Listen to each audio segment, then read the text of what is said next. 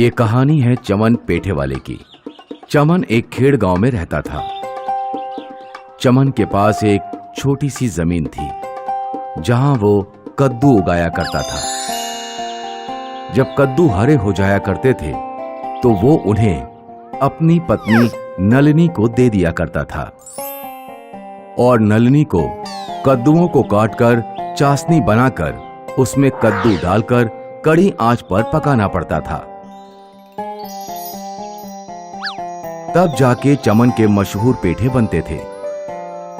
चमन इन पेठों को बाजार में ले जाया करता था। पेठे ले लो, पेठे ले लो, आगरा के पेठे, चमन के स्वादिष्ट पेठे, एक बार खाओगे बार बार आओगे। चमन के स्वादिष्ट पेठे ले लो। जैसे ही चमन आवाज लगाता, आसपास के सारे ग्राहक उसी के पास दौड़े चले जाते थे और बाजार के दूसरे व्यापारियों को चमन एक आंख नहीं भाता था। उन सब को चमन से जलन थी।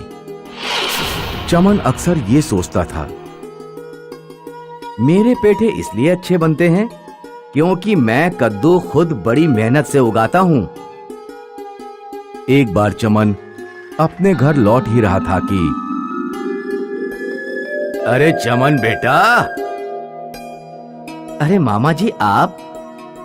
कितने दिन से तुम्हें याद कर रहा हूं, अब जाके तुम मिले हो। चलो घर चलते हैं। चमन अपने दूर के मामा के साथ उनके घर गया। पल्लवी, जरा पानी ले आओ। अभी लाई बाबा। पल्लवी बहुत खूबसूरत थी। जब वो पानी लेकर आई तो चमन उसको एक टक देखता ही रह गया। अरे पानी पियो बेटा। हाँ मामा जी। और बताओ क्या हाल चाल, व्यापार कैसा है? आपके आशीर्वाद से सब अच्छा है। बेटा बुरा मत मानना, लेकिन तुम्हारी शादी को 10 साल हो गए, लेकिन अब तक कोई औलाद नहीं है। मैं भी उसी दिन की राह देख रहा हूँ जब मेरे घर में किसी बच्चे की किलकारियां गूंजे। तो समस्या क्या है? दूसरी शादी कर लो। मुझे कौन लड़की देगा?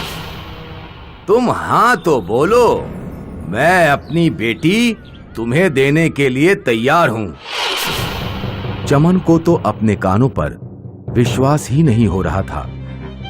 चमन घर गया और उसने नलिनी की ओर देखा। एक नलिनी है जो बदसूरत है और उसके चेहरे पर झुर्रियां भी हैं, और एक पल्लवी है जो इतनी खूबसूरत है। एक महीने बाद एक मंदिर में चमन और पल्लवी की शादी हुई। फिर वो लोग घर पहुंचे और अपने पति की दूसरी पत्नी देखकर नलिनी जोर जोर से रोने लगी।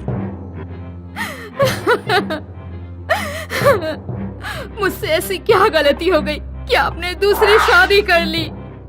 तुम मुझे अब तक एक बच्चा नहीं दे पाई, यही तुम्हारी सबसे बड़ी गलती है। अब निकलो मेरे घर से।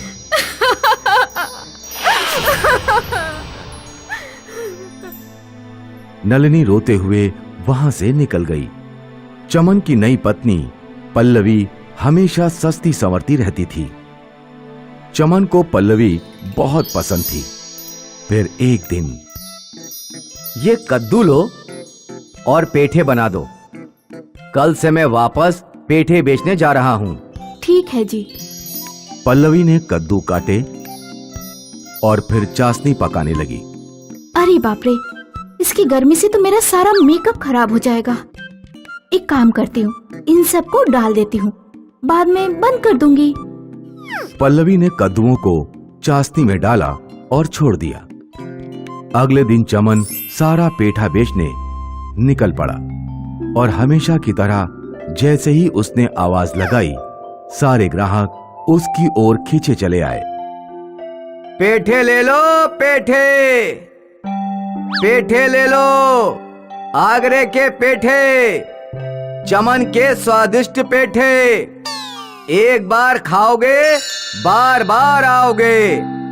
चमन के स्वादिष्ट पेठे ले लो। चमन घर गया। सारे पेठे बिक गए, और बना दो। पल्लवी ने फिर से कद्दू चाशनी में डालकर छोड़ दिया। अगले दिन चमन फिर से पेठे बेचने निकला। पेठे ले लो, आगरे के पेठे, चमन के स्वादिष्ट पेठे। एक बार खाओगे बार बार आओगे। चमन के स्वादिष्ट पेठे ले लो।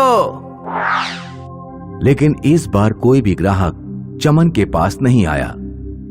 चमन सोचने लगा, अरे ये क्या, ग्राहक आ क्यों नहीं रहे हैं? चमन शाम तक बैठा रहा, लेकिन कोई ग्राहक नहीं आया। कितना खराब दिन है, एक भी ग्राहक नहीं आया। लेकिन ऐसा क्यों? कहीं पेठे में कुछ गड़बड़ तो नहीं? चमन ने अपना एक पेठा उठाया और चखा। थू थू थू थू, इतना बेकार स्वाद, छी! इसीलिए कोई ग्राहक नहीं आया। चमन को पल्लवी पर बहुत गुस्सा आया। वो सीधे घर गया। पल्लवी, पल्लवी, ये क्या है? ऐसे कोई पेठा बनाता है? कद्दू पके तक नहीं है। मुझे जैसा आता था मैंने बना दिया, और मैं उस चूल्हे के पास सारा समय बैठकर इन कद्दू को पका नहीं सकती।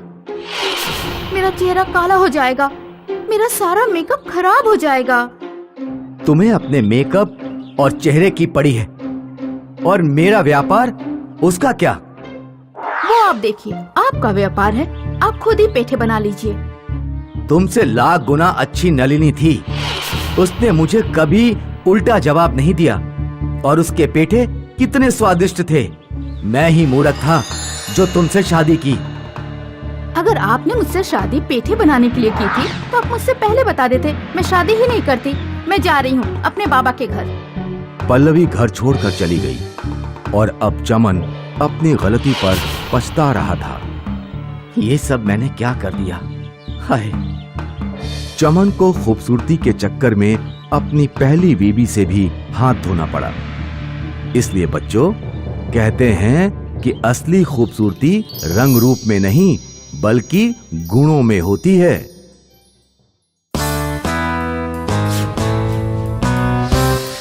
जूनागढ़ के नंदीपुर गांव में एक सेठ रहा करते थे, जिनके परिवार में उनकी पत्नी और 2 जुड़वा बेटियां थीं, माया और छाया।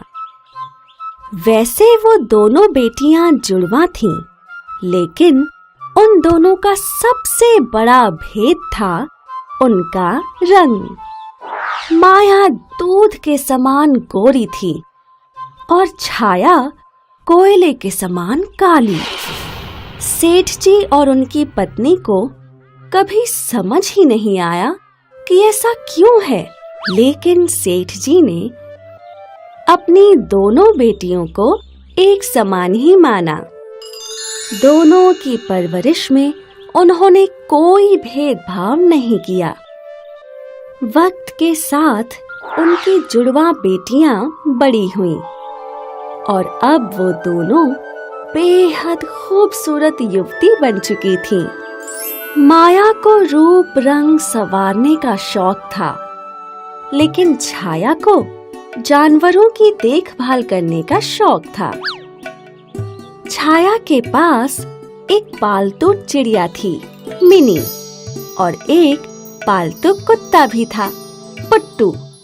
एक दिन लाला जी के मन में अपनी दोनों बेटियों की शादी का ख्याल आया, तो उन्होंने सोचा कि वो अपनी बेटियों की शादी उनके मनपसंद लड़कों से ही करवाएंगे। इसीलिए उन्होंने इस वर्ष उनकी बेटियों के जन्मदिन पर एक दावत का आयोजन किया।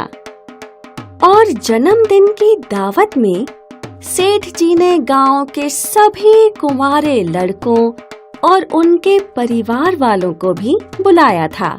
सभी लोगों ने माया और छाया को शुभकामनाएं दी, लेकिन सभी का ध्यान सिर्फ माया की ओर था। किसी ने भी छाया की ओर देखा तक नहीं। दावत खत्म हो जाने के बाद छाया अपने कमरे में गई और रोने लगी। मुझे कोई पसंद नहीं करता, कोई भी मेरी ओर देखता भी नहीं। क्या मेरा रंग काला है? ये मेरी गलती है। और तभी छाया का पालतू कुत्ता उसके पास आया। छाया उसे पकड़कर रोने लगी, लेकिन तभी उसके दोनों पालतू जानवर उसके कपड़ों को खींचने लगे, मानो जैसे वो छाया को कहीं ले जाना चाहते थे। छाया अपने पुट्टू और मिनी के साथ चल पड़ी। पुट्टू और मिनी छाया को जंगल के रास्ते पर ले गए। तुम लोग मुझे कहाँ ले जा रहे हो?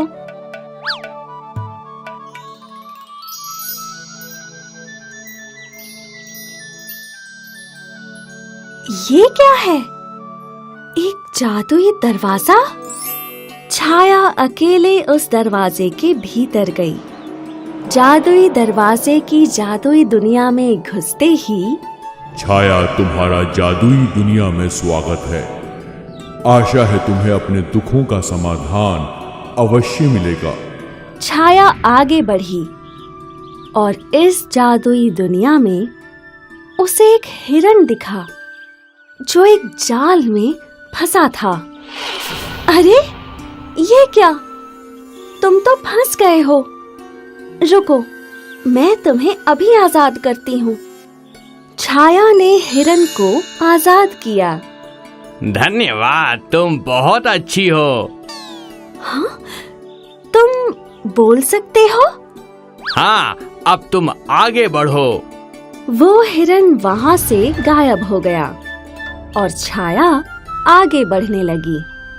आगे छाया को एक हंस दिखा जिसकी चोंच पर रस्सी लिपटी हुई थी और वो फड़फड़ा रहा था। छाया उसके पास गई और उसने वो रस्सी खोल दी। धन्यवाद छाया, अब तुम आगे बढ़ो। छाया और आगे बढ़ी और वहाँ उसे एक सूखा पेड़ दिखा। अरे रे रे, ये पेड़ तो बिल्कुल सूख गया है। मुझे इसके लिए पानी लाना चाहिए। छाया पानी की खोज में आगे बढ़ती रही और आगे उसे एक नदी दिखी और नदी के तट पर एक घड़ा भी था। छाया ने घड़े में नदी का पानी भर लिया और वो उस सूखे पेड़ के पास लौटी। उसने सूखे पेड़ में पानी डाला और वो जादुई पेड़ फिर से हरा भरा हो गया। छाया, तुम बहुत अच्छी हो। तुमने सभी की मदद की। तुम्हारी ये दया भावना देखकर मैं खुश हुआ और मैं तुम्हें एक उपहार देना चाहता हूँ। अब जिस नदी से तुमने पानी लाया था, तुम वहाँ वापस जाओ और एक डुबकी लगाओ। ठीक है, मैं वैसा ही करूँगी जैसा आपने कहा है। छाया नदी तक पहुँची और उसने डुबकी लगाई, लेकिन जब वो पानी से बाहर निकली तो अपना प्रतिबिंब देखकर चौंक गई। अरे ये क्या? क्या ये मैं हूँ? लेकिन मेरा रंग ये गोरा कैसे हो गया? और तभी आकाशवाणी हुई। छाया, तुम सफल हुई। तुमने जिन जादुई जीवों की मदद की, उन जादुई जीवों ने तुम्हें उपहार स्वरूप ये गोरा रंग दिया, जो बिल्कुल तुम्हारे हृदय जैसा उज्जवल है। तुम्हारा ये दयालु स्वभाव ही तुम्हारी असली सुंदरता है। और फिर जादू हुआ और छाया वापस मिनी और पुट्टू के पास पहुंच गई। बदली हुई छाया को देख दोनों छाया के आसपास खुशी से घूमने लगे। छाया गांव की ओर लौटने लगी और सभी गांव वाले छाया का उज्जवल रंग देख दंग रह गए। सेठ जी ने अपनी बेटी को देखा तो उनकी आंखों से आंसू निकल पड़े और छाया की माँ ने छाया की बलाएं उतारी। अब छाया और उसके माता पिता बहुत खुश थे और कुछ दिन बाद नंदीपुर के राजा खुद छाया के लिए शादी का प्रस्ताव लाए और छाया की शादी राजा जी से हो गई और वो हमेशा खुश रहे। इस कहानी ने हमें ये सिखाया कि सुंदरता रंग रूप में नहीं बल्कि मन से होती है। हाय, मैं हूँ शाइनी। अगर आप मुझे ऐसे ही देखना चाहते हैं तो इस वीडियो को जरूर शेयर करें और हाँ, इस चैनल को भी सब्सक्राइब करना ना भूलें।